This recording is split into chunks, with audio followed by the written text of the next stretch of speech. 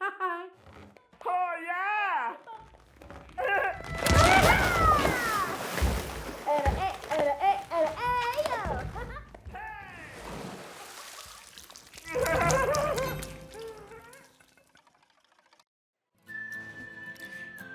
Well, well, well, look what the cat dragged in. It's been a hot minute since I've played anything on YouTube. Yeah, I guess only time will tell how this will end up turning out. Either way, I'm gonna try this. I haven't messed around too much with Planet Coaster 2, but if you guys are like wanting to see this and maybe a bit more of Planet Coaster 2 in the future, definitely go ahead and leave a like and a comment saying, hey, would definitely like to see more of this.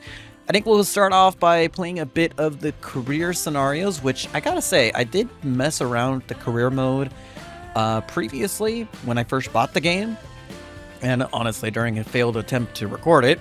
But yeah, we're gonna go ahead and mess around with that, and yeah, I suppose we'll just have to wait and see about what the game holds in store for us. Anyway, during the prologue, that is when we have our first two missions.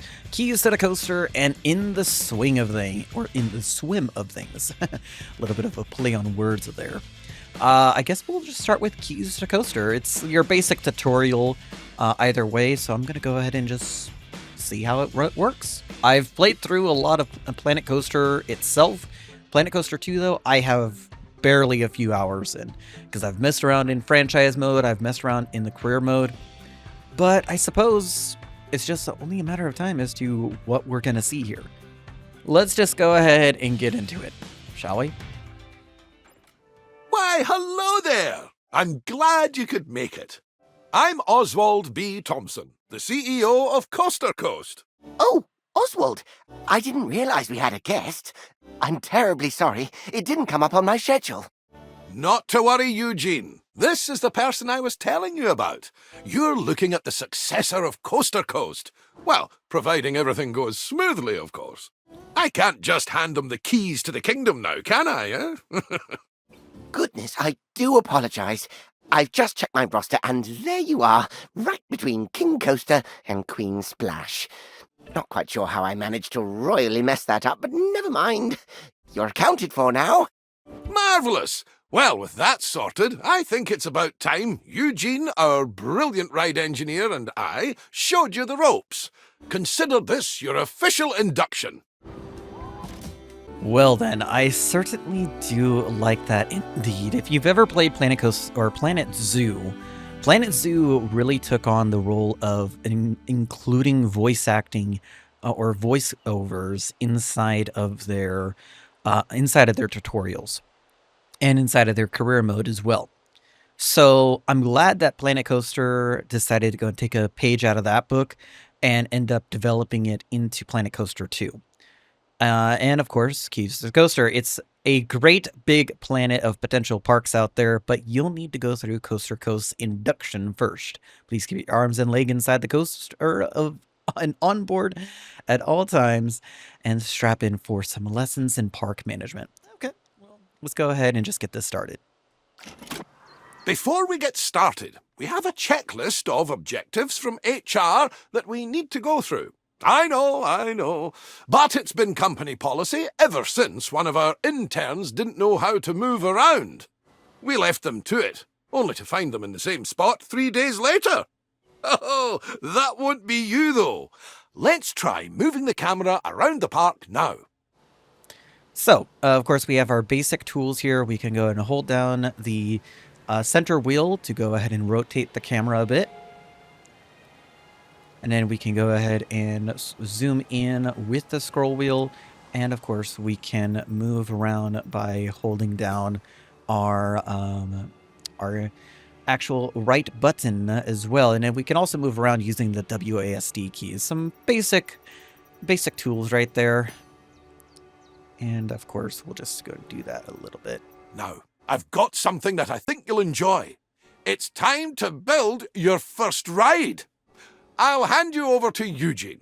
He won Ride Engineer of the Year in 2016, so you're in good hands. I took the liberty of getting a ride ready for you to build. All you need to do is find a place to put it. Okay, well, this is actually the first thing as far as like being able to place our rides. So we get the teacups attraction here. And we're just able to place it over here. We can't place it outside of this square, so that's one of the things that is just natural with inside of these tutorials. We can go ahead and hold down shift to go and raise or lower it, and then we can press the control to move it along its X and Y axes. And I think if we press Alt, if I recall correctly, Alt allows us to go ahead and use this sort of a tool bind menu. So it allows us to click on global snap, move snap on, advance rotation, and advance move. So there is that. I think what I'll do though is I'm going to hold down Z here because Z will allow us to rotate the actual ride around. And I think I'm going to have it be where the actual like control center for the rides is going to be close to the actual pathway itself. So let's go ahead and place that right there. Splendid! Our guests will need a way to access the ride, so let's add an entrance gate. Yeah, so we'll put the entrance gate over on the opposite side. And with every entrance, we need, that's right, an exit gate. Yep. You will need to connect a queue path to the ride entrance. Without one, guests will not be able to access the ride. So I guess that's one thing that is different. They changed up the queuing system, or at least how to draw queues inside of this game. You end up seeing this sort of like outline, so to speak, instead of the actual queue build itself. Like I think that there is the classic paths queue, where we can just go ahead and snap onto it like this instead of like hold snap. I kind of like the new line builder queuing just because it makes it a little bit more interesting. Plus that way I can make room for certain objects and stuff to go and place around the building. Or place around the ride more specifically. So let's go ahead and get this aligned to the actual side of, or the actual pathway. We obviously won't need queues for guests leaving the ride. Could you imagine? So you'll need to make sure you're connecting a standard park path to the exit gate. Okay, so yeah, so standard paths make sense. Connect through via entrance gate. And that's it. That's all the steps for building a ride. If you do need a handy little way to remember those steps, I used to remember it as BEEP. Building, entrance, exit, path. Oh, and don't forget to open the ride. Actually, that would make it Beepo, wouldn't it? Doesn't have the same ring to it. Yeah, it definitely doesn't there, Eugene. But, well, of course, we want to open the teacups ride. And it's also worth noting that our guests will have to pay for tickets to enjoy the rides in our parks. We control how much we charge, though. So let's encourage guests to ride our latest attraction by setting the ticket price to bargain for now. Okay, so taking a look at the finances tab, we can change the actual ticket pricing. Instead of it being on custom, we can change it to either dynamic, premium, or bargain. Bargain, of course, being the easiest way of doing it. It is a cheaper price that all of your guests will be willing to pay. Premium is a higher price tag. And dynamic is an advanced mode where it will set a range for the price, and it's based on the actual current queue length at that point. So custom lets you tweak the price to whatever you'd like it. Makes sense, in my opinion. So, in other words, it's pretty self-explanatory. If you want the actual guests to go ahead and be coming into the ride frequently, by all means set it to bargain. If not, then you got some other options as well. We can always increase the price later. As I like to say, when you achieve popularity, charge premium for prosperity. But one step at a time, eh? For now, a very well done and a shiny medal earned. That's your first ride built, and I'm sure it'll be the first of many. And indeed, that is definitely our first medal and first ride built inside of our career playthrough. We got a bronze achievement from that. And when we get these achievements, it does tell us how many guests are in the park and what our most popular attraction is. Right now it says it's the Forge, which obviously is another flat ride that the game had built prior to us getting our hands on it. The addition of a new ride will have given a slight boost to our park rating. Okay, so we can take a look at park rating by, of course, checking the park management tab. And then, of course, change over to the park Multiple rating. different factors contribute to this rating. So, you'll want to pay attention to the park rating overview. The better the rating, the more guests will visit.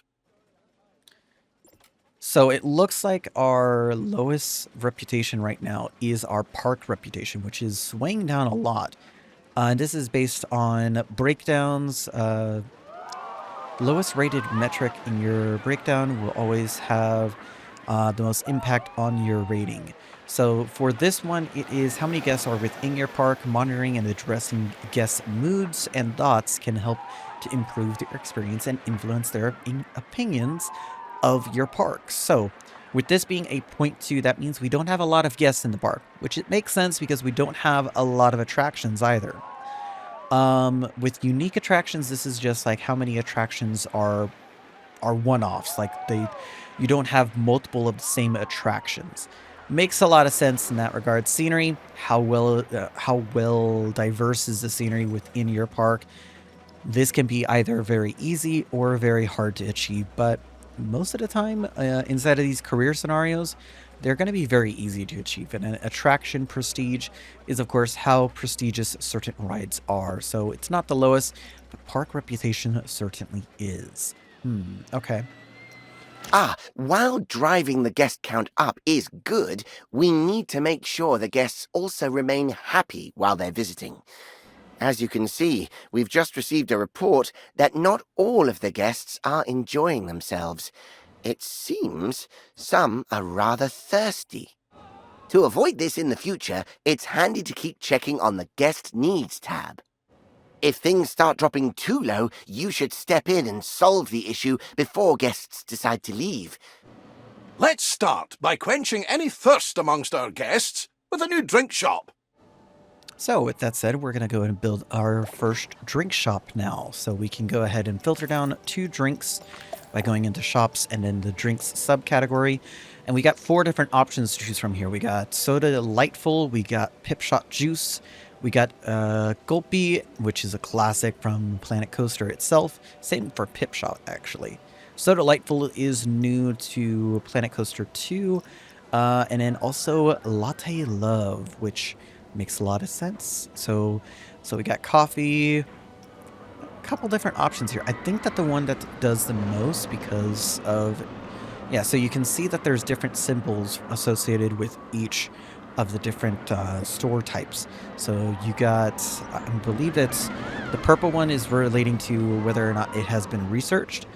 The brown one is relating to that it is a drink shop or a type of drink shop, or something to that degree. I'm not entirely sure what the symbols are meant to indicate.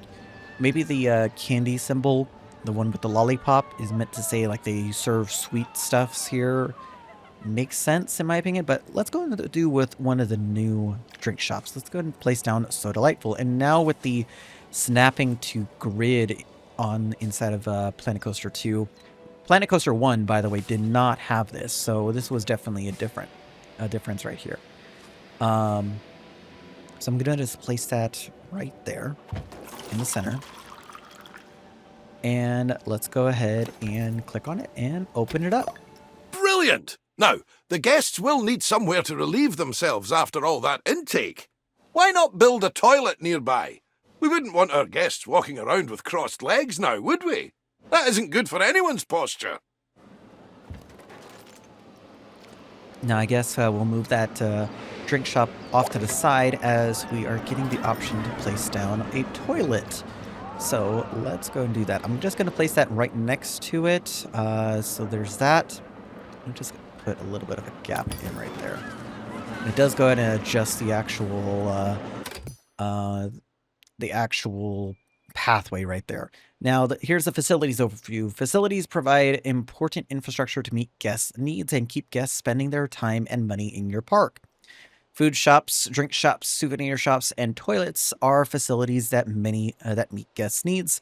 Guests that have their needs met will spend more time in your park. Guest services provides your guests with important park services like pool passes, priority passes, umbrellas, and sunscreens. So I'm glad to see that guest services actually has a bigger role inside of Planet Coaster 2 than they did in Planet Coaster 1, because in Planet Coaster 1, all that guest services did was provide a priority pass. That was it. They didn't do anything else. I'm glad that they implemented adding in the pool stuff into guest services then. Staff buildings provide a space for your staff to take breaks and raise their morale between working hours. So that's a whole nother ballpark that we'll get into, I think, in a later piece of the game. Speaking of walking, guests will get tired pretty quickly and their energy will drop if they don't have a place to sit. We should make sure there are plenty of benches available. Think of them as Plankonian recharging stations. They're even wireless. I suppose that's one way to look at it, Eugene. But yeah, we're going to be placing down a few benches now because, of course, the game's like, yeah, you need to go and have places for your people to go ahead and sit down at. And I guess we'll just place down some generic benches. But I do see that the theming is leaning closer to, let me just take a look, see here. Leaning closer to, I guess this is mythology. Yeah. So I guess we can place down some mythology, like scenery items. So let's see here. Mythology, I'm guessing, would be... Yeah, so we can go and place down some of these mythology benches. I was thinking about placing down the regular ones, but we'll place down just a handful of benches sporadically. And then we want to have a few benches. The guests will be a lot happier now. However, it does come at a price. More food and drink in the park also means more waste. Exactly. So it's important we have enough bins for people to properly dispose of their waste. That is true. So, of course, we want to go ahead and make sure that people are able to dispose of their waste whenever they are about. So let's go ahead and get some bins over here. And we're going to place cut 3 of them about. Fantastic! That'll keep the park looking cleaner. We shouldn't stop there, though. Let's make the park look even better by adding some scenery around the ride you built. That way, guests can enjoy the view while they queue. That's a little bit of a pun right there. A little bit of a dad pun, in my honest opinion. But yeah, placing down scenery items to go ahead and increase the prestige score here of the teacups, which right now, the prestige score is only 341. So when we place down these scenery items, it should go up. And what it's asking us to do is place down a few blueprints. So if we go over to the blueprints tab and place down, go to scenery, we have a few options here. So we definitely have a bit of a mythology vibe going on. So I think what we'll do is place down this right here. Place down those items across the path, and a little centerpiece. Yeah, I want to do something over in the park. And we'll put a crescent piece right here, I suppose. Yeah, right there. And then place another one. Place on the right entrance. It's right. So scenery. Scenery plays an important part in the park experience. More scenery means higher prestige for attractions, an improved guest experience, and a higher park rating. Scenery provides a scenery bonus to an attraction's prestige. Attractions with a higher prestige will attract more guests, and guests will be willing to pay higher ticket prices for them. Scenery rating is one of our 4 pillars that contribute to your park's rating. Place more scenery throughout your park to increase your rating. Tip and use the heat maps to see where your park needs more scenery coverage. Okay, that's a fair bit of a tutorial right there, because it does play an interesting part, because you can see in the images here, with no scenery around an object, it has only about a 10% scenery rating because of the surrounding scenery that's already there. But adding in the scenery that is going to be around the actual ride increases it greatly. And then, of course, you want to have scenery all around your park. I think that's everything checked off the scenery list. Well done! So that gives us our silver objective. Wow! The park is looking great! I can see why Oswald picked you. You're a natural. Now, if we're to keep adding more rides or facilities, they need to be connected to the power grid. Select an existing generator to view its info panel and see how much electricity it's producing. So before I do that, I'm going to take a look at the teacups ride, because beforehand we saw that it had 341 prestige before we placed these scenery objects. And now that we take a look at it, it has 585. So it definitely went up, and it got an extra star from the scenery that we put down. So it does have a interesting effect on the actual ride itself. I'm also going to rename this ride to just say teacups, because I feel like having a number right after the ride is a little bit counterproductive. Now, let's take a look at these generators. As you can see, the generator is powering a network that covers the area filled with rides and facilities. Let's expand that network to cover an open area of the park. To do that, place and connect the additional power facility to the grid. So, yeah, this is about power. So this is another thing that they added in from Planet Zoo, where your rides will need a power infrastructure. Your power isn't necessarily something that you worry about in Planet Coaster proper, but in Planet Coaster 2, that was something that they added to go ahead and add a little bit of an extra realism vibe. And by all means, it definitely does help. Rides and facilities need to be connected to a power source to work. Find power sources under Utilities in the Facilities section under the browser. Your park entrance can provide some power when you are starting out. So that's a little nifty thing to go and take in mind. Power sources like power generators and solar panels must be connected to power distributors to create a power grid. Okay, makes sense, because of course you want to be able to connect them to each other in some way or fashion. Power distributors take power from a connected power source and distribute this power to everything within its radius. So to maximize the actual area, you want to make sure that it's a far enough distance so that it can go ahead and not overlap too much with either power sources or any other power distributor. Rides and facilities that are not within a power distributor radius will not be powered. Tips: make sure your power generators are maintained by a mechanic so they can continue to produce maximum power output. So with this said, it's asking us to put down a new distributor over here on this side of the park. And I think that's going to be relatively easy for us to do. I'm going to just place one right here. Okay, well, I guess you have to place one that way. And that Nicely finishes that. done. It's all running very smoothly indeed. But to keep the generators maintained and working, you must hire mechanics. Without them, the generators will start gaining a condition penalty, which will decrease the power output. Oh, it seems we don't actually have any mechanics hired. Well, that won't do. Let's hire a few straight away. It may seem excessive, but they're essential when it comes to the maintenance of rides and facilities. So that is actually a good point to make. So because of the fact that we have 1, 2, 3 flat rides, and it looks like we have 1 coaster at the moment, it is quite beneficial to have at least 1 mechanic. But because of the fact that we're going to be most likely building up more stuff inside of this tutorial, we're going to want to have 2 mechanics, just for sake of simplicity. So let's go to the staff page here, and of course we get the option to get, to hire a few mechanics. So let's go and just plop down 2 of them. Uh-oh, I must have jinxed it. We've had a ride break down. Good job we have those mechanics to go and nurse it back to health. An available mechanic will automatically be assigned to fix a broken ride. However, if one is not available, you will have to select the Call Mechanic button to reassign somebody to the job. Be careful, though, as reassigning a staff member might mean you no longer have coverage elsewhere. That is a fair point to make that Eugene has right there. Now, if I'm not mistaken, it does say emergency call, but if I'm going to take a look at the maintenance tab here, and so let's go ahead and click on the emergency call button. That is going to route one of them over to the actual flat ride itself. Hiring staff is just the beginning, though.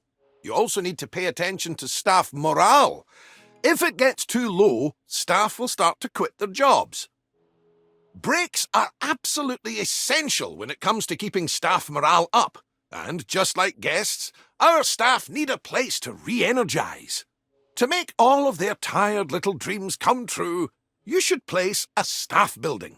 Admittedly, they're not the most glamorous of buildings. So, I'd advise you to place your staff building away from the guest areas, wherever possible. After all, we don't want to bring down that scenery rating that you worked so hard to build up. That is a fair point for him to make. I'm going to unpause the game there so that way the actual mechanic can be on his way. He's going to rush on over to the park or to that actual ride. And I guess what we'll do now is place down a staff facility. Right at the moment, we just have the small staff facility, so we're just going to place that kind of like right in the center here. So, staff breaks and staff buildings. This, I believe, was another thing that Planet Coaster 2 added from Planet Zoo, and that's staff facilities. So staff working 4 or more hours in a day require a break, and their morale will decrease. We'll take a look at schedules later on. I briefly glimpsed over it, but yeah, we will take a look at schedules later on. Staff take their breaks in staff buildings. Make sure to have enough capacity in a nearby staff building to allow staff to take their scheduled break.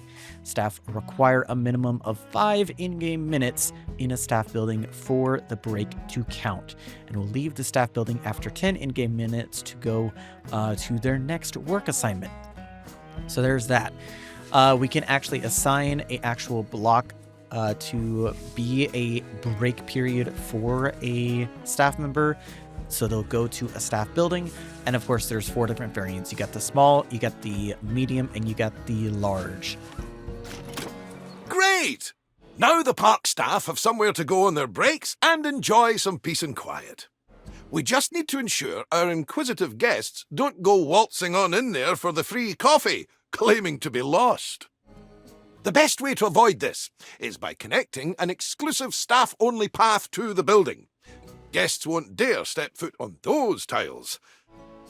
That actually is a fair point to make. So staff pass, I believe, was something that was in Planet Coaster 1 that they didn't really do much with. Oh no, actually it wasn't in Planet Coaster 1. It was only in Planet Zoo. I could be misremembering that, but I think that's what it is. Yeah, I think that it was only in Planet Zoo. I don't think it was in Planet Coaster 1. So we'll go ahead and deal with that. So of course we want a little bit of our staff pathing. I'm going to just see here. We only got 1 style, which is fine. So we got... I'm going to just do a little bit of that action. We'll need to build a mechanic workshop. Here, mechanics will generate research points that are used to unlock new items for your park. Thanks for interrupting me there, Eugene. Okay, I wasn't done placing down paths, but okay. Well, I guess that we need the mechanic workshop now, because Eugene was being a bit of a nonce. So I guess we'll place down our mechanic workshop next to our staff building. Place that right there. And we want to open our workshop. We do need to have a path to it though, so let's go ahead and get the actual staff path going. And I want to path up and I want to path up on the sides. So there's that. A little bit of a janky path in my opinion, but it works. So the mechanic workshop generates research points. So this is, I guess, something similar to what they did with Planet Zoo, because in Planet Zoo, your veterinarians primarily worked on research when they weren't tending to animals, but you would tend to have like one vet that's handling research and another vet that is handling the animals, or multiple. But unfortunately, they kind of changed that here a little bit. So your mechanics, and I think that mechanics within Planet Zoo also did this as well. So it was a little bit of a back and forth type deal. But when your mechanics are inside of the mechanic workshop, they generate a research point. But a workshop can only generate research point when a mechanic is assigned to it. So I believe that you can go ahead and schedule hours for a mechanic to be inside of the workshop. So that's why you would want to have multiple mechanics then. Have one mechanic during like the first half of the day be handling research, and then another mechanic handling infrastructure for the actual rides, and then vice versa during the second half of the day, or however you want to organize it. And then, of course, when you go to the research screen, it will allow you to go and unlock certain objects or certain bits and pieces for you to go ahead and mess around with. Let's leave the mechanic to it for now. We'll revisit this soon. Oh, what an exquisite sight. I think I need a moment. Oh, get some every time. Okay, well, I guess that gets us our gold objective. Now, we do need the platinum objective, and that's going to be coming up next. Guess in the park now is 357. That's actually a good park number to have with this many rides. Ah, just in time. Our mechanic has earned enough research points to unlock something exciting. Let's take a look at the research tree and aim to unlock the coaster pack. It'll bring a tear to Eugene's eye. I suppose that would make sense there. Oh my! Oswald, is that the one I was designing? The very same, lad. I was just about to make a start on it. But I tell you what, why don't you walk our new friend through it? It would be my pleasure. Now, this is just a little something I made earlier. First things first, you'll need to select the blueprint. Okay, he is a little bit giddy right there because I've played through this scenario before. Normally what you're supposed to do is go into the park management tab here and then go over to the research tab. When you go over to the research tab, you're able to go ahead and unlock chain lift coasters, or actually chain lift coasters are pre-unlocked already. There are a handful of other stuff that can be unlocked. So like, for example, you got transport rides, you got power infrastructure for solar power. So that's going to be interesting. We got large and small. Interesting. We got more flat rides. We got flumes. We'll discover more about that in the next video, I would say, because I'm going to do one scenario per video because each of these scenarios can be a bit long. I might end up doing it where I do one scenario for 2 videos instead later on, but we'll get there when we get there. But we got a coaster to go ahead and place down. We got the Minder. Yeah, this is one that Eugene apparently made. And place the coaster down wherever there is enough space. And I guess they just want us to snap it over here. Interesting ride, in my honest opinion. This is an interesting coaster. So we'll go and just place this down and see how it turns out. Perfect. One important note here is that, unlike flat rides, coasters need to pass a safety test before they can be opened.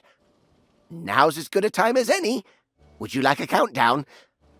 5, 5, 5, 5, 5. 4, 4, 4, 4. Oh, you just want to get on with it. Oh, okay, not a problem. I love Eugene with that sentence because that just like totally is something that I think a coworker would totally want to do, who designed a ride, and then you're just sitting there going like, can we just get on with this?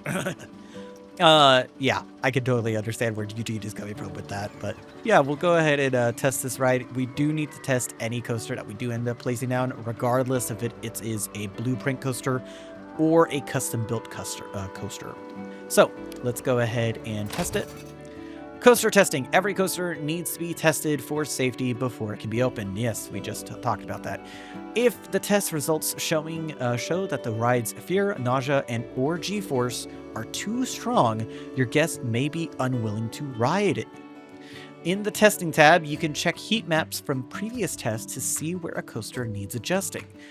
When you know the problem areas, you can rebuild or smooth out any track sections that are a bit too extreme. And then, of course, use the test results and heat maps together is a great combination to figure out how to improve your coasters, which makes a lot of sense. Something that While we wait for the test to finish, let's take the opportunity to add some scenery around the coaster. So this is where Eugene wants us to place down some scenery. Kind of interesting how this ride has you loop around and then goes up a chain lift. Okay, I don't mind, but of course Eugene wants us to place down some scenery over here. Kind of gonna be a little bit out of place because this kind of looks like it's gonna be more like industrial because of this entryway right here. But a lot of the scenery objects that we have are not for that. It's mythology based, so I don't know how I feel about that. But we'll place down a few of these, I guess. So I just say, one of the masterpieces right over here. Place down over here. And place that centerpiece right there. Interesting centerpiece, so now we can coaster motif, I guess. We got other pieces like this down, so there's another centerpiece down. We'll have centerpiece stuff if you want to see. Let's do old dresses, like mythology, and a little place. So we'll avoid that. Those are that just place that, like, right halfway there. And let's go place down another dressing somewhere else. Maybe just like a little rose right here to the back. Oh, and remember to open the ride like you did earlier on. Yes, so now that the actual ride has finished its testing, we can actually take a look at the testing page itself, which right now it only has a nausea of 0.63, a fear of 3.0, and an excitement of 4.09. I'd say that's actually pretty good across the board. We can take a look at the heat maps just to see how it turns out. We can take a look at live data or data from the previous run. It seems like the highest bit of excitement is right here after this first drop. Everywhere else is a little bit on the low side. So there's that. With fear, looks like fear doesn't really tip on up until after this first, after the second drop. Second drop kind of goes up to 4.9, 5.0. Okay, pretty good all around, so that's not too bad. And then nausea, pretty low and low across the board. Nothing too exciting. We could also take a look at G-forces, but I think we've taken a look at enough of the test results. Let's go back to here and open up the coaster. Oh, that is a beauty! Terrific work, you two. This is a coaster that truly deserves a place in the spotlight. So, how about we put together an advertisement to mark the occasion? Head to the Advertising tab in the Park Management menu, and let's show the world what the park has to offer. So now there are different audiences to cater for, however, so it's worth considering which advertisement will bring the most guests to your park. Okay. I was starting to talk in the middle of him right there, but I suppose that makes sense. We're now going to go ahead and advertise this coaster, which advertising can go and help boost the actual coaster's attractiveness. So if we want to go here and then go into Guest tab and go into Advertising, we can go to Coaster Lovers here. Right now it only has an awareness of 1%, so only about 20 of 2,000. Not too bad. Let's go ahead and create an advertisement. And we want to go ahead and say cost per hour, 1,000. That's perfectly fine. And we'll go and confirm that. And of course, time until 1,000%, apparently 118 hours. We could go and increase this to go ahead and decrease the amount of time itself. So let's go ahead and I'm going to just bump this up to 1,500 because why not? It'll take 11 hours for it to get up to 100%. I don't mind that. While we wait for our campaign to start bringing in more guests, why don't you try out the ride camera and experience all the exhilaration the coaster will have to offer firsthand? So this is where we get to experience a little bit of the first-person type perspective. So on the Gorgon, which is the preset ride that we have here, we have a couple different bits and pieces, and it looks like we have a coaster that is going up the chain lift right now. So let's go ahead and go into the camera. Wrong train. And yeah, let's actually go ahead and ride this coaster a little bit. I am going to just fast forward through time.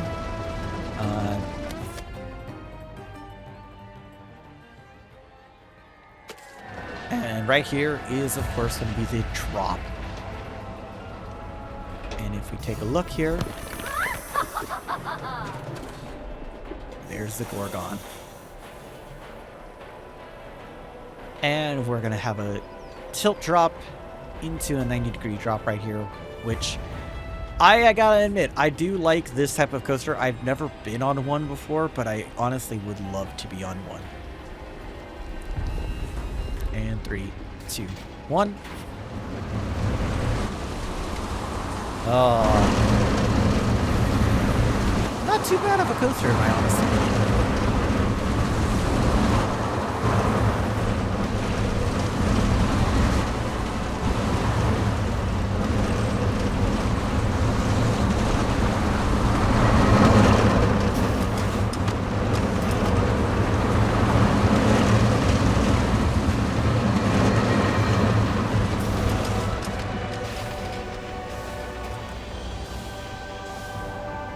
And that was a full ride right there.